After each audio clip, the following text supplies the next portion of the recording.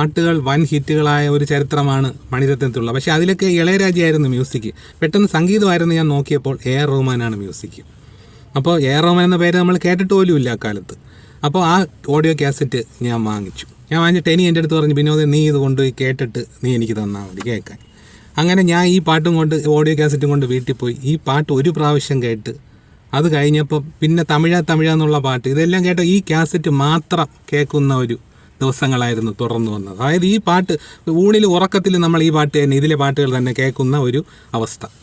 അപ്പോൾ AR റഹ്മാൻ എന്ന് പറയുന്ന സംഗീത സംവിധായകൻ്റെ ആദ്യം ചെയ്ത പാട്ടുകളാണ് ഈ നമ്മൾ കേൾക്കുന്നത്.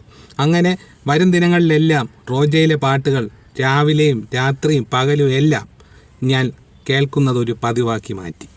പിന്നീടാണ് എനിക്കൊരു കാര്യം മനസ്സിലായത്, അത് ഇന്ത്യൻ സംഗീതത്തിൻ്റെ ഒരു പുതുപ്പിറവിയാണ് എന്നുള്ള കാര്യം.